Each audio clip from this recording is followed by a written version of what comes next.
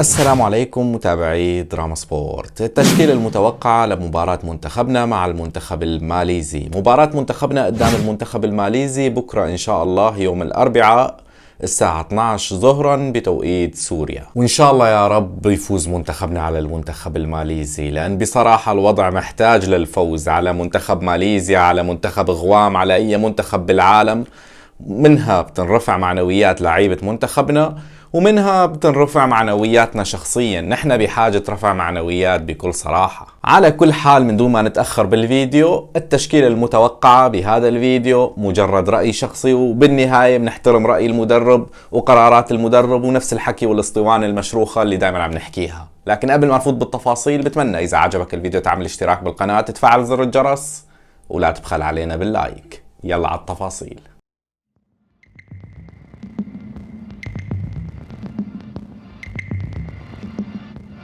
شوف يا صديقي العزيز، رح أبدأ بالتشكيلة المتوقعة، بعدها رح أحكي عن التشكيلة اللي بتمناها، لأن التوقع شيء، يعني أفكار كوبر إذا حاولنا نوصلها. طبعا إذا حاولنا وإذا قدرنا خير وبركة، إذا حاولنا ووصلنا فهاي هي التشكيلة المتوقعة. لكن في تشكيلة بتمناها من وجهة نظري الشخصية مختلفة تماما.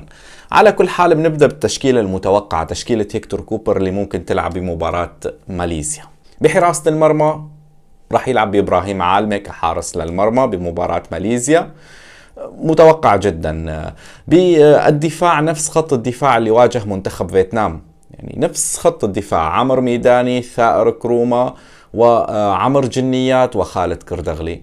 هو نفس خط الدفاع. بظن يعني كوبر معتمد على خطة معينة، تشكيلة معينة راح يلعب فيها مع تجريب بعض المراكز. هلا ممكن لأن مباراة ماليزيا ما يلعب بإبراهيم عالمة بأول مباراة ويلعب بتاني مباراة بإبراهيم عالمة، لكن بشكل عام أنا بشوف بأن خط الدفاع مع حارس المرمى نفس اللاعبين اللي لعبوا بمباراة ماليزيا بشكل أساسي. هلا بخط الوسط ممكن نلاقي في تغييرات ببعض المراكز، او ممكن نلاقي تشكيله مختلفه عن مباراة فيتنام، لان بمباراة فيتنام شفنا محمد عنز مع كامل حميشه. بمباراة ماليزيا بظن يعني ممكن يلعب بمحمد عنز ومحمد عثمان. هذا هو المرجح، لكن ما راح استغرب اذا لعب بمحمد عنز وكامل حميشه بنفس تشكيله مباراه فيتنام، بس متوقع محمد عثمان ومحمد عنز.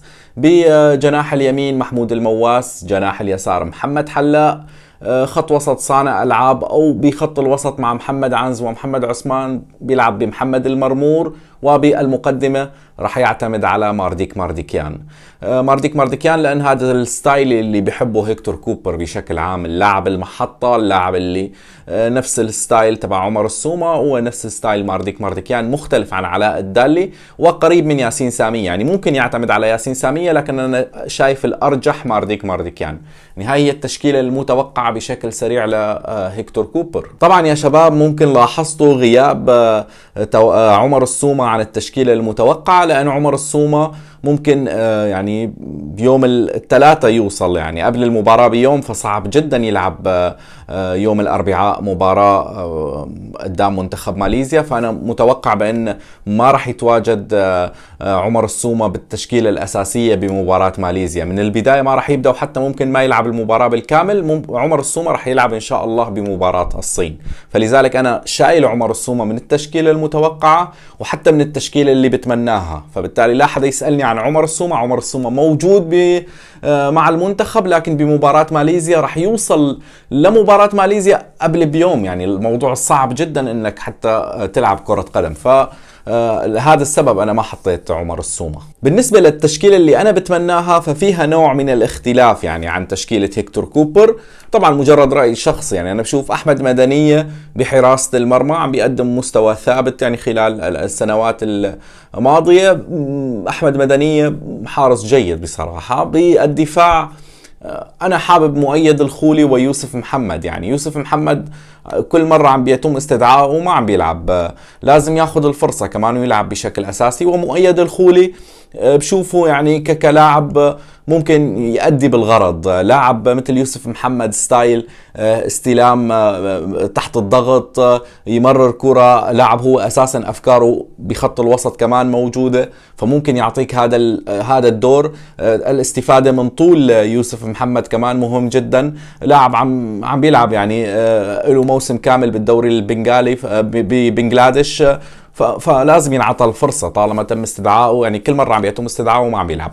فعلى الأقل بمباراة ماليزيا يوسف محمد مع مؤيد الخولي، ظهير اليمين عبد الرحمن ويس، وظهير اليسار خالد كردغلي اللي كمان عم بيقدم مستوى جيد مع نادي الوحدات الأردني.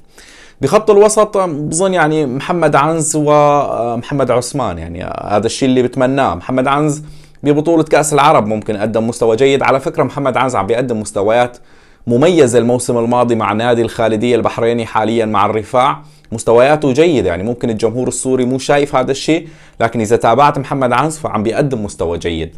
مع الكرة لاعب مميز، من دون كرة لاعب بصراحة يعني في انتقاد على مستوى اللاعب من دون كرة، لكن مع الكرة لاعب مميز جدا.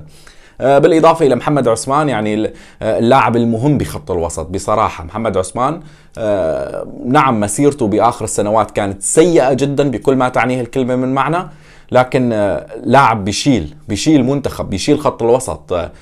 فبالتالي أنا بشوف محمد عثمان ومحمد عنز نفس كوبر. جناح اليمين محمود المواس، جناح اليسار محمد حلاق، بصناعة اللعب مصطفى جنيد. يعني حابب ينعطى مصطفى جنيد مع محمد حلاق، نشوف حركية مع محمود المواس، بالإضافة إلى علاء الدالي. فبالتالي لما بتلاقي علاء الدالي محمد حلاق مصطفى جنيد ممكن تلاقي هاي الحركية بالهجوم، اللامركزية بالهجوم. تلاقي لعيبة عم بيتحركوا وعم بيتراجعوا للخلف لما يعني بموضوع استخلاص الكرة. فهذا الأمر مهم جدا للمنتخب.